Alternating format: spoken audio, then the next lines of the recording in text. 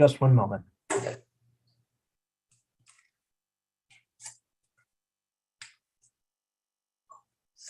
Thank you, Brandon. Yep. Once you get that iPad. Yep, and run it over again. All right, we are live now. Thank you. It's Tuesday, November 15th. This is the Mid-Continent Public Library Building Committee meeting. I am Brett Chandemeyer, Chair. I'm going to ask staff to do I'm going to call the meeting to order. I'm going to ask staff for a roll call. Brett, Here. Joycelyn, here. Michael, Michelle, Here. Ron. So the chair is going to declare that there's a quorum present. Just to sort of let you know. Michelle, we're going to show some things on the screen, and when you get here, we can re-show them so you can sort of see them and have the benefit of them. So knowing that you're driving, I don't want to say anything that's upsetting, but you know, there'll be some documents to do. So the primary, well, we have the agenda, so it's in front of us. So a motion to approve the agenda. I move to approve the agenda. Okay. Can you second that, Michelle? Yep, I can second. Okay, thank you. Any discussion? No. Okay. Appreciate the shorter agenda. All right, it's a very short agenda. All those in favor say aye. Aye. Aye. Okay, aye. It's approved. Next item, we have the minutes from our October meeting.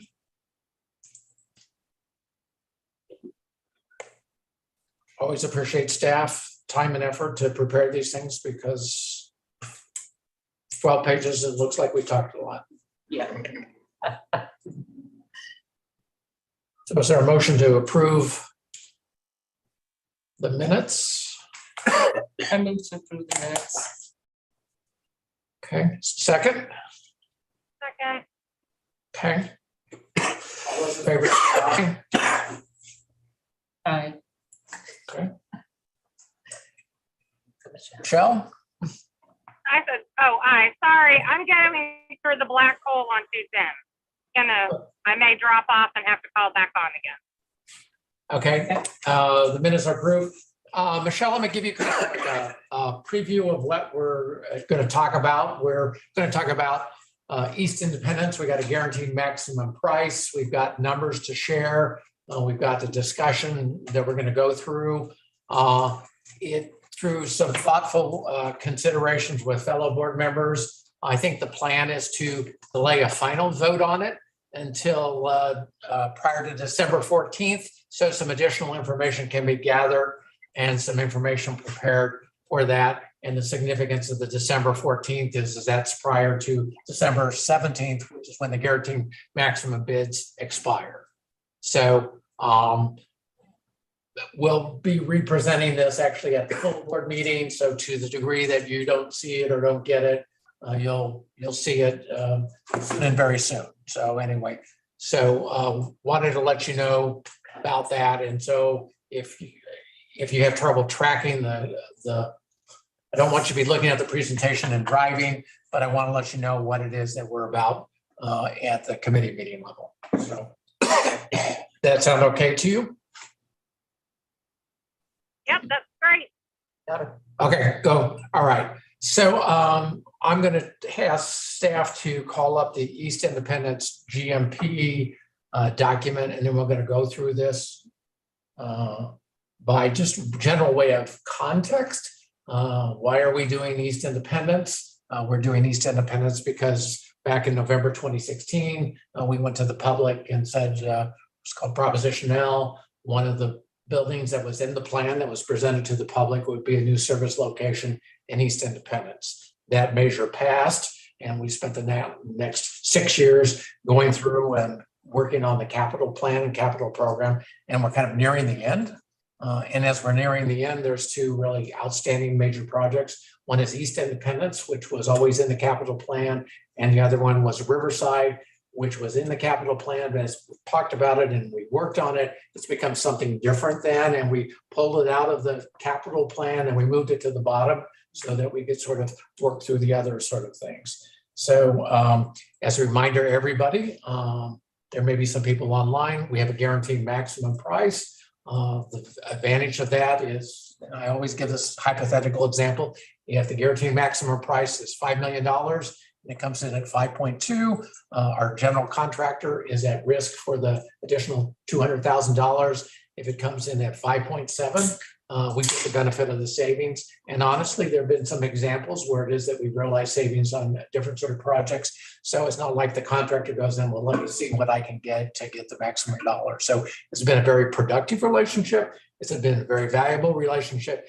And even more so as we reached a time and period of changing cost, hyperinflation within the construction industry, materials and supply chain challenges. And so if we were just starting fresh on a new project and we haven't had the experience together, so we've learned together, we've grown together. The East Independence project, to make it affordable, particularly within our proposed capital budget, we downsized it, and we downsized it in a significant sort of fashion, but we also downsized it.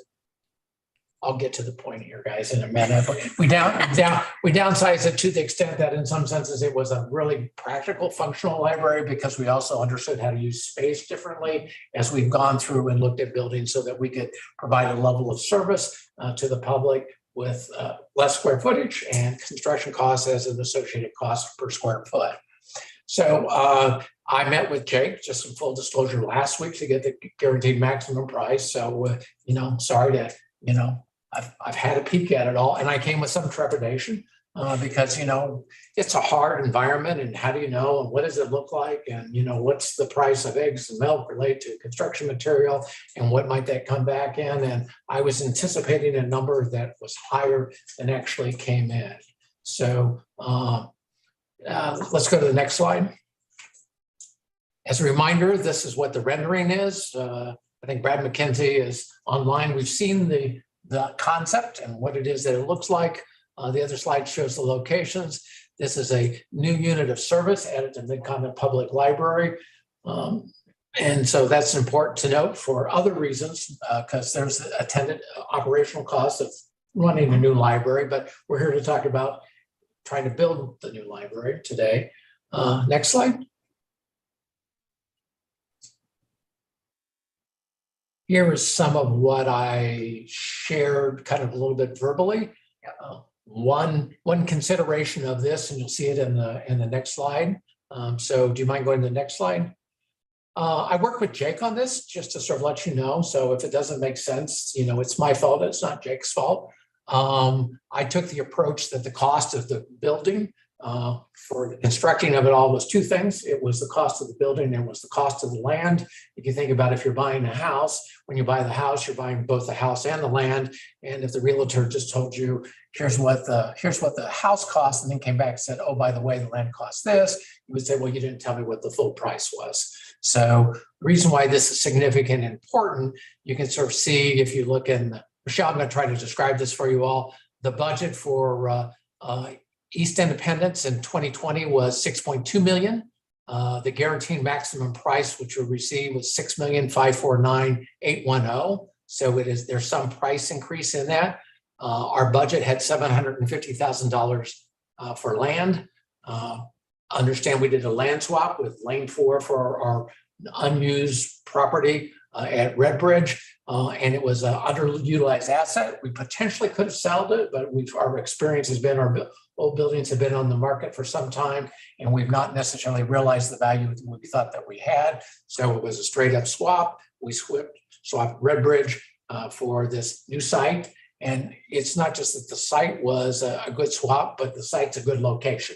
So that's an important thing to say. So you could have a trade, but the trade wouldn't necessarily say, well, we're at some place that nobody's going to be able to find. Nobody knows where that is. When I've talked with people in the community about this project, I say, oh, I know where that is. Could you just say it's opposite the corner restaurant? It has a light there and it's opposite there. So it was a good trade in terms of the location for us, a good trade for us in terms of the value of it all. So when you add the budget of East Independence and the land back in 2020, it was $6,950,000. Let's call that $7 million.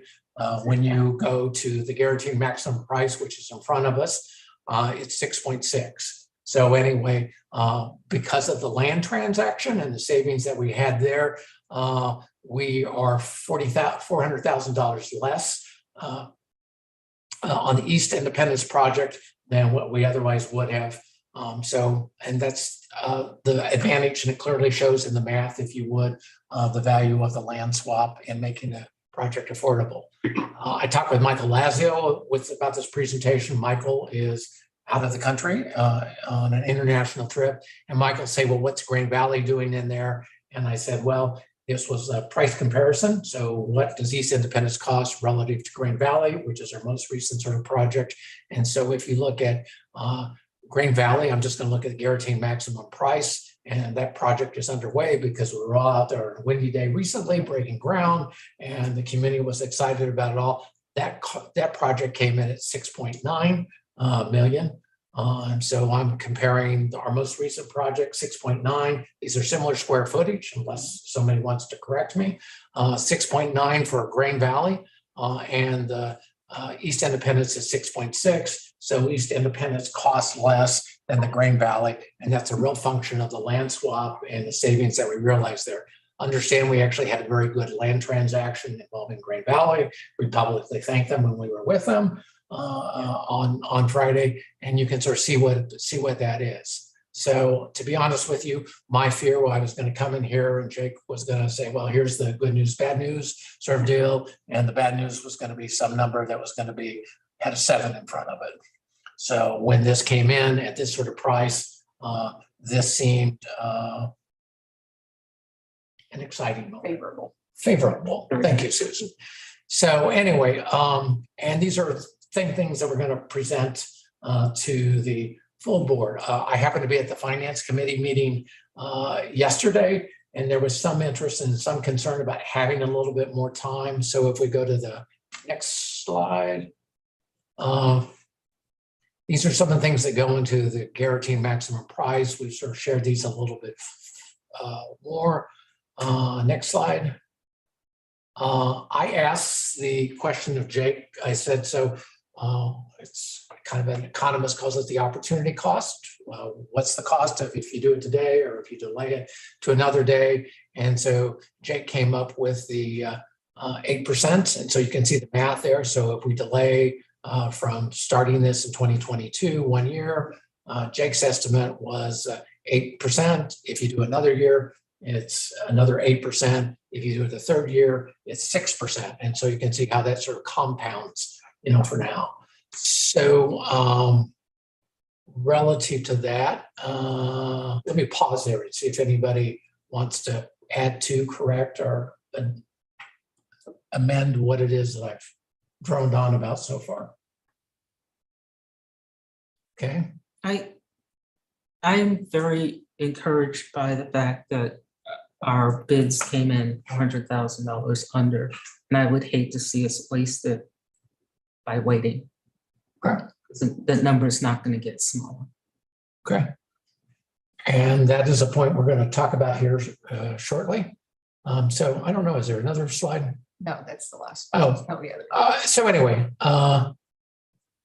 let me come back to that for a second. So Cody, if you can back up one, there's something in that same item called Green Valley, and I'm hoping you could pop that up. I've not had a chance to talk with our friends at J.E. Dunn, our SAP, about it all, but I found this really, really helpful in a previous discussion we had. Here's copies that could be shared. I don't know what I was thinking, but I'd actually had saved this presentation and I was able to find it on my home computer this afternoon. So if you go to the second slide, this was done by, I think, our friends at Dunn. They looked at an industry source to be able to do that. And then if you just go to the next slide, Cody.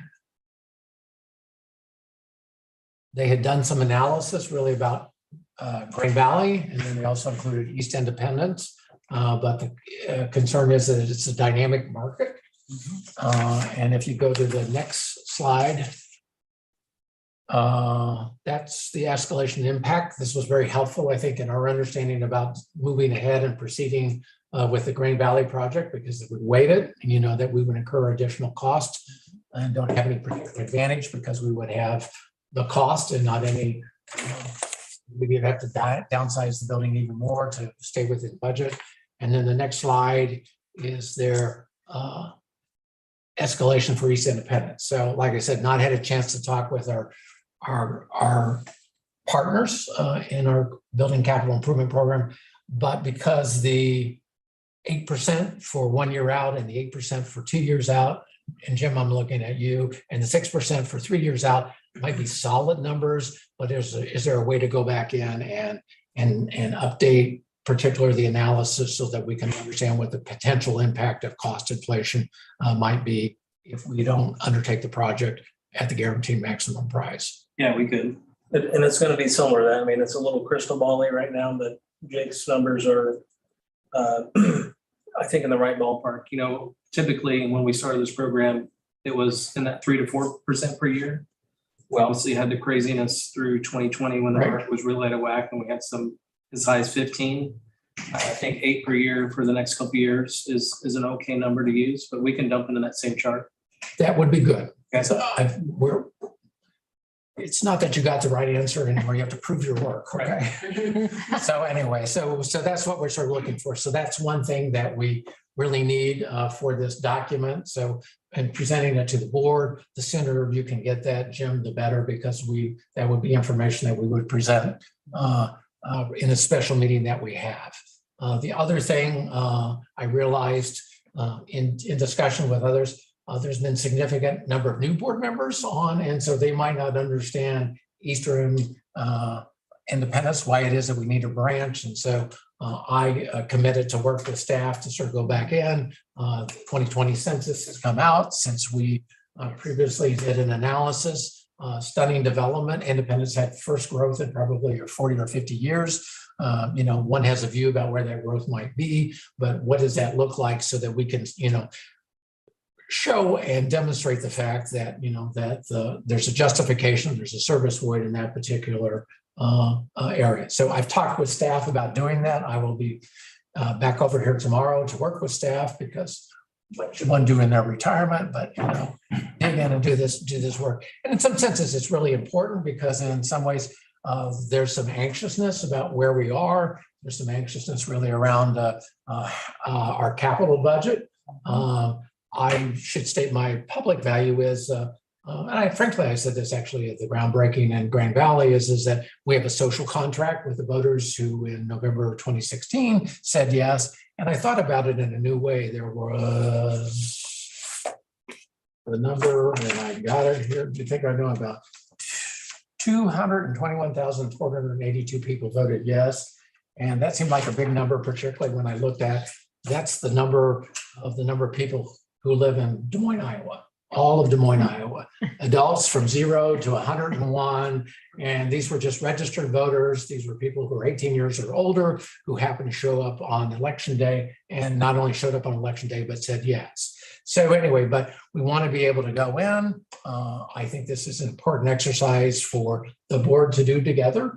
I think cohesiveness really around understanding why we're making decisions is really, really important. So that's why the motion is to delay it so that the additional staff work can be done really on the cost escalation. So we have a second outside opinion on the cost escalation to go back and update and revise the numbers on the census and other data that might have to sort of show the development growth. Actually, I saw Michelle Okay, through the corner of my eye. here she is.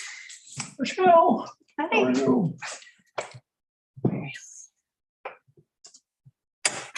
So we're going to pause and let you settle in and get a cup of coffee and You're good. you know, I thought we might need more time, you know, so that's why I put it at 3:30, and we're gonna have a break, you know. before a 5 o'clock meeting, but Work is just inconvenient. no, that's quite all right. I understand that. So Michelle, in summary, we just thought we would have a special meeting in December so that we could do some additional, Right. reconfirm what we think construction cost escalations might be, update the numbers really around population and demographics for the location that we have in mind, because 2020 census data has come out, particularly in light of new board members who may not have been around when we've talked about it. You know, why do we need a branch there? Why this particular sort of location? And try to organize that all. The motion, which will, ask the committee members to consider, says before December 14th. The reason why it's December 14th is that the guaranteed maximum price holds until December 17th. So we wanted to try to organize a timely decision. So if we wanted to proceed, we would have the benefit of the guaranteed maximum price. Brent, in anticipation of having that timely decision, are we going to kind of flesh this out enough tonight so that we know all the questions to answer before that special meeting? When we're gathered with our colleagues, that would be something that I ask. You don't want to have the experience of, well, I want to know this, and Yes. and so I would ask, that if anybody had questions that they want answered, that they try to get them to us no later than a week from today. And honestly, in some cases, there's some questions for which there isn't a really factual answer. So if the question is, if you put a new library in there, how does that affect patron patterns of where they go now? I mean, will they shift from this location to a new location, or will bringing on a new service location increase overall demand?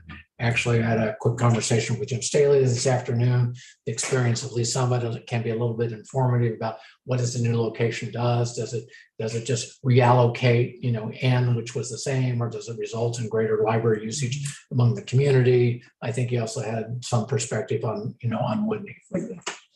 And so part of it is that, we want to understand what we're doing. We understand why it is that we're doing it, and we want to understand the level of investment.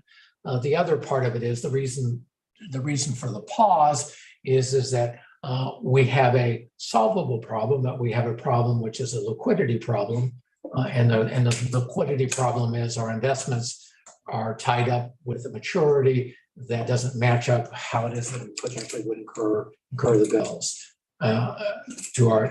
So how do you address that? And we want to give the finance committee a chance to sort of think about it. I laid out 4 or 5 different options up there. That's just me thinking by myself over too many cups of coffee. But staff might have some perspective. Because part of it is that when will the bills be occurred? When will the investments mature and be available, and how do those match up? And what it is that looks like. And that's just not work that's been done at this point, but would be helpful to know at this point. So yesterday at the finance committee meeting, Cody, can you go back to the one slide that had the escalations in the other presentation? Right there. One more. Yeah. So it was said in passing, and additional staff work needs to be done to do this. You might lose $200,000 in investments because we would pay them prior to maturity and they wouldn't be at par, and consequently you would take a loss. Well, if that's what it is, when I look at if the cost escalation is $523,000, there's still a net savings by saving on what it is the potential there's a cost. But the other probably more appropriate question is, you wouldn't necessarily have to liquidate or sell the investments all at the same time because the bill doesn't all occur in the same time, and the bills occur really over a 6 to or 9 month period. And so could you look at that and so understand that in a greater level of detail? One detail that might be helpful is what has been the overall gain from those investments? To have some kind of perspective on what that would mean. And Juan can answer that, but we're restricted by Missouri law into kind of pretty safe investments. And so, Yes, yeah. We have restricted investments, and also we have an investment policy. Right. Yeah. Federal and, federal agency funds, agency bills, treasury bills, and very few Missouri municipal bonds, and plus CDs. But I guess my point more specifically is if we've made, I'm just going to throw out a number. If we've made 2 million investing the funds, and by calling it an early, we lose 200,000. I'm just using those numbers. Then there's still a net gain of 1.2. It's not, we haven't lost money in a way. my response, there's a couple of forms of investments. There's the investment proceeds that we have from our bonds, and then there's the investment of our undesignated fund balance. And so just understanding that level of detail. So while there might be a desire and anxiousness, well, let's get after it and let's get sort of going. It's hard for when you get it, and we talk about it as a building committee the same day as the board meeting, to kind of get a set of factual information so that we understand it, and we all can advance a conjecture or a point of view that upon further examination was other than or different than what we all sort of might have imagined. So that's why we want to understand the timing of the maturity of the payments with a possible expectation of when the invoices might be incurred. That's one sort of exercise. And if there is a gap, which we know there is a gap, what are the options about how to do that? And then the second one, what's the potential economic cost of delaying a project? And that's the assignment that we've given to Jade. Right.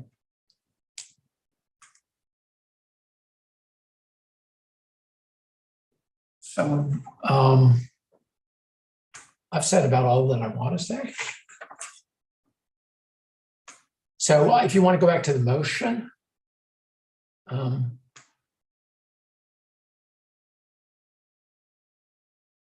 I think the red in there is my highlighting. Michelle, I took your counsel and advice. I sent this to Ron this afternoon when I thought about it some more, because this emerged out of the finance committee meeting yesterday. I also sent this to Gordon Cook, who sort of raised the concern. And actually, Gordon and I had a conversation earlier this afternoon about what the intent was. And I heard directly from Gordon, who was supportive of it. I suspect you'll hear that in the board meeting. I explained the reason why it's the 14th, because it's prior to the expiration of the guaranteed bill. And Ron was here at the finance committee meeting yesterday. So this is a substitute, if you would, for what was the motion. The other, if you looked at the board docs a couple of days, it's a approval. And so this says we'll deal with it as described there. Sounds good. So what do I need to do? One of you probably should make a motion. Somebody needs to make a motion, somebody needs to second it. And before you do that, you guys can either discuss a date, or you guys can have that conversation as the full board. You can throw out a suggested date and see, Well, it's and it like can always be altered. prior to, Yeah. so I just suggest that, I don't want to have the discussion here. There's only No. 3 of us. But in a full board, we can. Uh, So Perfect. Forward. Well, I like to make a motion for approval for recommendation from the building committee to the full board to hold a special meeting prior to December 14th to accept work package 13, guaranteed maximum price of $6,549,810 to be paid from the capital projects fund, and approval authorizing staff to draft a notice to proceed. I read that out loud because there are people listening online, so they know exactly what the motion is. all right, I'll second that. All right, we have a motion, we have a second. Any discussion? We've discussed it enough. I think it's an important conversation to have, because we do have that social contract. And I think that any deviation from that needs to be fully vetted and fully vetted in an open, very transparent. All those in favor say aye. I, All those opposed say nay. All those abstaining? I'm gonna count myself on the ayes, okay? All right, and this is what we're gonna take to the full board. I probably won't go in to this level of detail because in some senses, there's additional work that needs to be done, and we've got lots of items on the agenda that are consequential. And I don't want to take away from those conversations, but I appreciate the time. We've got some more time. I might ask Jake if he has updates on any of the other projects. I'm interested, particularly because Michelle's here hearing about Antioch. North Oak is pushing right along. We've got it pretty much sheathed, and it looks like a really nice building now. And so it's been pretty neat to see over the last, I don't know, 3 or 4 weeks. They've just, the structural steel went up, the sheathing went around. They've got a asphalt, just a little bit of asphalt in the parking lot. Pretty exciting. Every Tuesday in the dark, as my daughter dances. In the dark, in the dark. Well, It's look at the really in the lights. dark now. It's very much in the dark now, but no, I see it as I just having a conversation with somebody about it yesterday. Because she was asking about it, and I was like, did you not notice it's like farther back? And I had to explain why and all that stuff. Well, I mean, people are definitely taking notice, so that's a good thing. Yeah, it is further back, but they did that for a couple of reasons. First of all, get a little more parking. But second of all, Right. they're going to put a monument sign out there as well, so it's going to be a lot easier to see. Well, and then hopefully we won't say, that's important. So, perfect. And anticipated completion date? I believe we're looking at May or June of 2023. Can't wait. All right. I just don't, we're not Antioch. Close enough. I knew what you, well, I think I knew what you were I doing. knew what I meant, but I found myself sometimes calling East Independent. I have to Oh, watch exciting. myself. So anyway, Jake, any updates on any other of the building projects? Green Valley is, they're getting ready to pour slab on grade. I think they got a little bit of a delay for some weather on both Friday and of course today. But they're moving right along with that too. And that was looking, I'm hoping that we're going to be in there by the end of summer of 2023, but I think that might be pushing it. So we might really be closer to September of 2023 before we get into Green Valley. Okay. Any other questions of our staff? amazing job of keeping us on track and keeping the projects going and keeping them within budget. It's an amazing job. Just a quick comment. This was also shared at the Finance Committee meeting yesterday. They looked at a quick view of the 5-year maintenance budget, and in some ways the numbers were a little larger than because some understanding that we had deferred, particularly roofs, as we've gone along in touching the sort of buildings. And so that's going to be another conversation about how it is that we budget for and maintain a reserve fund so that we can do timely and appropriate maintenance on it. So I'm killing time, but so if someone wants to adjourn the meeting. Oh my God. I guess, do we? We don't have any visitors. No visitors. To adjourn? I will second that.